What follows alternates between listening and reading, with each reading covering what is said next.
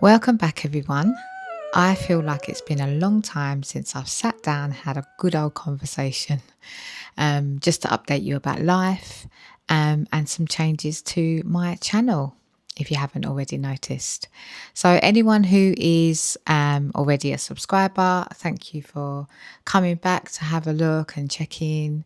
It's most appreciated. And any new subscribers, thank you also for joining the channel and following my journey. Anyone who has yet to like or subscribe, please do, because it does help with to grow in the YouTube space. So it would be most appreciated. Like, comment, subscribe, and share. Now I have changed things up because I'm more leaning into fitness and well-being, and as well as weight loss. A mum on a mission. So yes, I'm a mum. My name is Deborah. I'm 43. I'm a mother to two beautiful daughters, and I'm on a mission.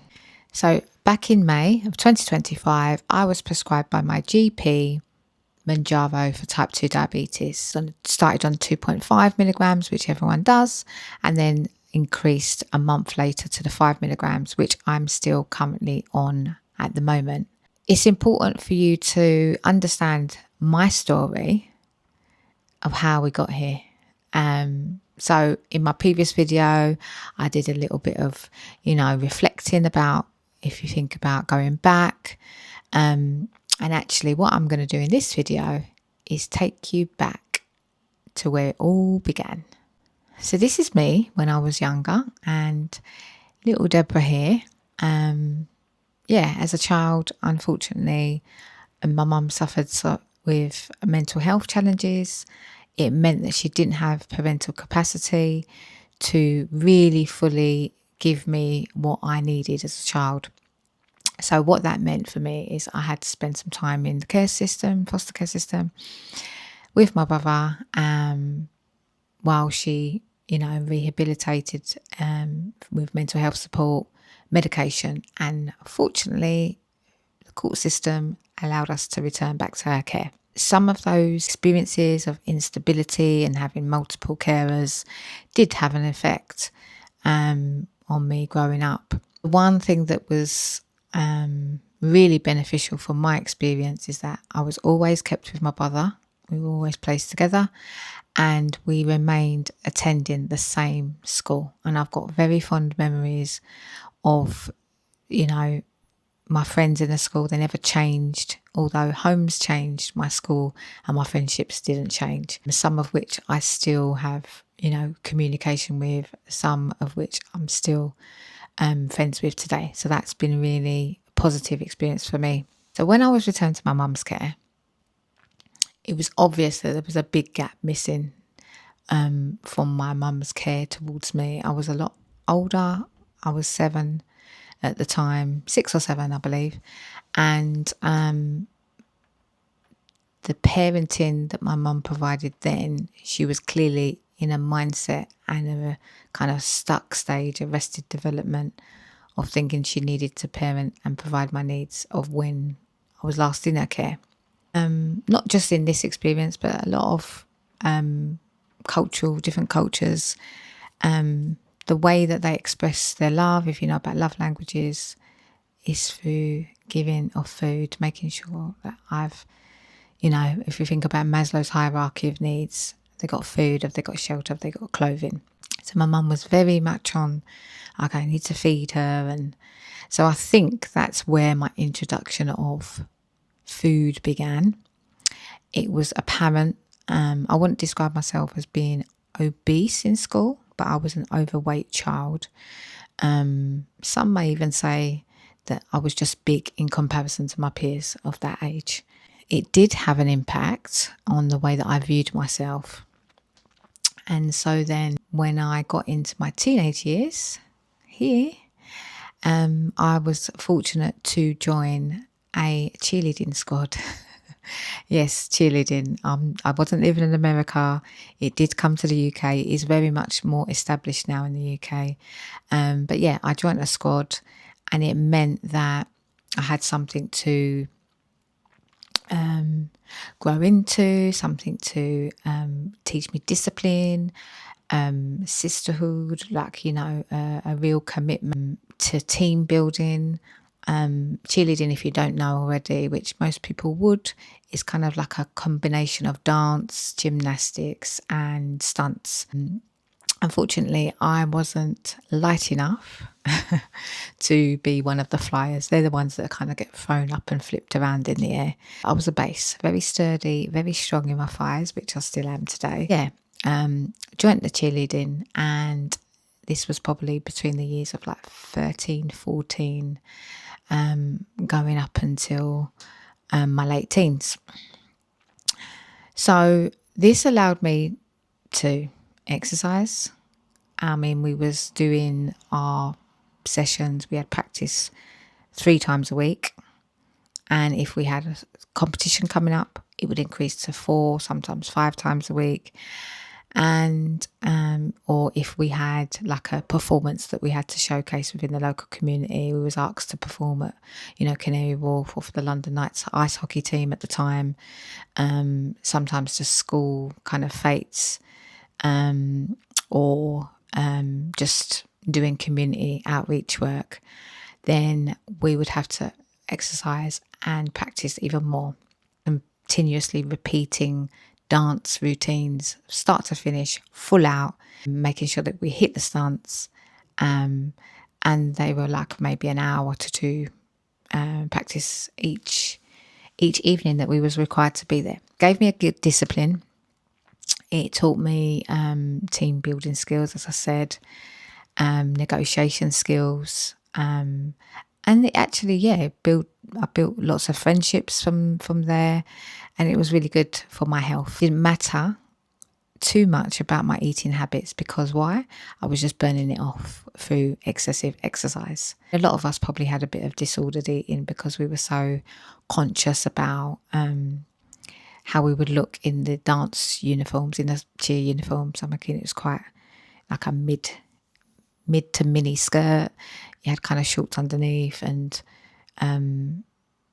sometimes a crop long sleeve top, just because that's how the uniforms are made. It was a really good experience, and throughout my teens I've got so many positive memories of my time being a cheerleader. And it enabled me to travel. I mean, we went to several different countries. We won a competition to New York, where it was televised, and we, was followed by, I think it was ITV or BBC. And we did a performance in the Thanksgiving Macy's Day parade. Got to venture out to Hong Kong, Slovenia, Wales, Germany. My cheerleading years at the age of 17 did come to an end. Partially, I fell pregnant with my eldest daughter. I actually was continued cheering till I was like 6 months pregnant, because you couldn't actually see. No one could tell in the squad. So it was kind of like a kept secret between the top leaders and the director and coach. It was all cleared by the GP, and I was able to tumble and do the splits and jump, and it kept me trim. I did return for a short period, but the realities of being a mum, a young mum, and then having to go back into studies meant that I couldn't commit. It was too time consuming. I'd moved, and so it just was a different season of my life. What that meant was I became more sedentary, not moving more, not as active, not fit, not exercising, but still with the same eating habits. And just a reflection back on the eating habits, not only did I develop a love of food from when my mum used to overfeed me, but also it was kind of like a sense of having control, like, because things in your childhood, if you're not able to control them, the one thing you can do is control food. But clearly it wasn't a control, because it was out of control because I would overeat. So a weird cycle. But anyway, I've gone into my early 20s and just wasn't able to sustain any level of fitness. Life just became life, and I was just a mum working and being a mum. I was stress eating, emotionally eating, 9 years later, after having my daughter, I would be blessed with having a second daughter. And during that pregnancy, I developed gestational diabetes. I also had the kind of pelvic, I can't remember the condition, what it's called, but I'd put on so much weight during the pregnancy. It's probably about 5.5 stone that I'd put on, that I needed growth scans every 2 weeks. I just felt like I was constantly at the hospital, checking on me, telling me, Mum, baby's going to be really big, you're getting really big. I just don't know what happened. I was eating. I didn't realise how much I was overeating at the time. And then obviously with the gestational diabetes, I had to kind of be monitored because it was high risk deemed. Once I had my youngest, the weight didn't. Obviously, I'm not 17 anymore, so the weight did fall off. I didn't snap back. But what did happen was the diabetes went. So that was a good thing. They'd said to me, look, be careful because it is in your family, and just make those changes that you need to, like lifestyle changes with health and diet and exercise now to prevent it returning in your 40s. I didn't take heed to the advice. I didn't take it seriously. I didn't, really take on board. I just kind of was like, okay, thinking I had time. The weight, like I said, it didn't fall off. And it was much, much harder for me, even though I was, only 27, 28 at the time. It was so much more harder for me to lose the weight. And I never did. I think at times I would drop like a stone, 2 stone. And I was always fluctuating between like 13 to 14. The lowest I would get down to was like 12.5, and I'd just put it back on. And I'd made several attempts. The Sun bikini diet for 7 days, Special K diet, Weight Watchers, Slimming World. I used to do Chinese herbal teas. I used to do Herbal Life. I would do juice cleanses. And no matter what, I would lose. And then I'd just gain it all back. It probably messed around with metabolism. And yeah, I would just fluctuate. I know this because pictures, 1 minute I'm ballooned and big, the next minute I look a little bit, okay, I look all right there. I would, bounce between 14, 16, and then I'd go back up to an 18. My highest weight post birth of my youngest daughter was probably around 13 stone 10. And then that I was aware of, because I was conscious of weighing, because I hated weighing. It was obvious I was overweight. I was the biggest in the group. In the pictures, I look, the bulkiest. Fast forward to 2019. I had some issues with my eyes. So in my earlier videos, I've spoken about this. I would get like a prickly tingling, like a shooting pains at the back of my eyes. I would have tingling in my fingers and my feet, like a real numbingness. I was constantly thirsty. I was constantly needing to pee at night, so I wasn't sleeping. I'd fall asleep at work, and just always thirsty, yeah. So I went to the doctors, explained. They said, have a blood test. Had a blood test. Lo and behold, type 2 diabetic. So they introduced me to medication. I refused because I was anti-pharmaceutical at the time, and said, no, I want to, pride as well. I want to attempt to try and get this down through diet and exercise, which I did, in the sense of I went hard. I did intermittent fasting and built up from like 12/8 to 16/8. And then sometimes I would even stretch that to 24. And that worked. I also did kind of like a plant-based style eating, very, very restrictive, too restricted, unsustainable. So for about 9-10 months, I did it solid. And then for the rest of the year, it was kind of like intermittent. But that did drop my weight down, and I managed to get my weight down to 11 stone in about a year. So I was well chuffed with that. I was so pleased because I was bike riding, In the middle of COVID, where lots of people were restricted in their homes, I was out, I was exercising, I was taking it serious. However, when the bubbles were allowed to mix, barbecues were happening, Boris was even having his parties, um, you know, I slipped back into old ways of eating. Like I said, the restrictive eating, it wasn't sustainable. Plus, if I'm honest, when I went back to the GP to have a review, my levels were still quite high. So they had recommended, okay, well, we've allowed you your part. You said you'd do and try it, and it hasn't worked. Now it's time to start the medication. So reluctantly, begrudgingly, I did and started a medication tablet form called metformin. Didn't agree, made me sick, thought I was having a heart attack, went back and they tried a different one. I can never pronounce it, but it was kind of a slow release tablet. So with this one, I was hopeful. I didn't have any side effects on it, and it was bringing down my levels slowly, but too slow. In 2025, they said, right, let's check you again. Was checked again, and I'd put on weight.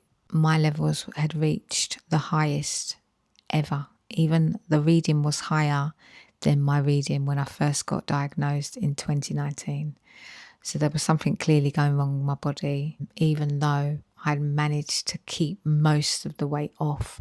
Like I said, I'd only put on about half a stone. Here's what I attribute to me managing to keep it off for almost 5 years. I would still do intermittent fasting most of the time. I would try to eat clean most of the time.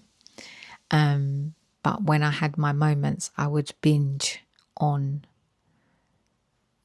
because I'd probably restricted, then I would allow myself to be like, no, I've been good 5 days a week, so I can eat what I want on the weekends, or I can have that extra donut. And so, again, the poor eating habits and the relationship with foods. There was a lot of health challenges in the family. So my mum became unwell. She was in hospital. I had a really long court battle, which took 3 years. And I think all the stress, the cortisol, that stress hormone that's just released, it really affected. And I think that is what contributed. Plus my age, being 43, perimenopause. So my levels just shot up. So then it was proposed, Mounjaro. If not, I'm going to need to go on insulin. Insulin was like a no-no for me. My mum takes insulin and she's just been on it all her life. It made her put on weight. So I guess I've got a negative link to it. So for me, it was like, no, okay, let's try this Mounjaro. I'd heard a little bit about it. I had a one-to-one session with my diabetic nurse about it. And I thought, you know what, okay, if this is going to be like the last result, let's try.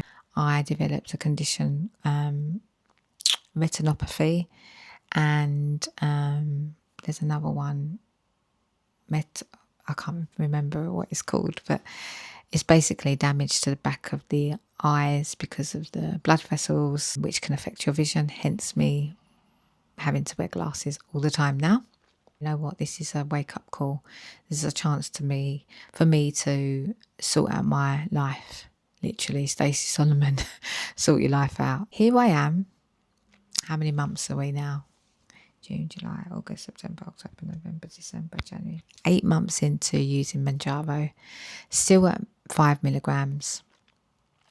Dosing the exact 5 milligrams once a week. The weight loss side of things, which is a side effect of the Mounjaro for someone with type 2 diabetes, which I need to stop saying because I'm actually in the normal range, and I acquired the normal range after 4 months of using Mounjaro.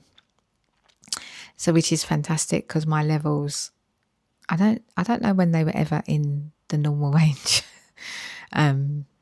because to my knowledge now, like doing a lot of research, diabetes is just waiting to explode. And many people have it without knowing that they have it. Unless you have a specific blood test for it, you wouldn't necessarily know. I feel very fortunate to be in this position to have had a second chance to redeem and renew and restore my body back to a health that it should be.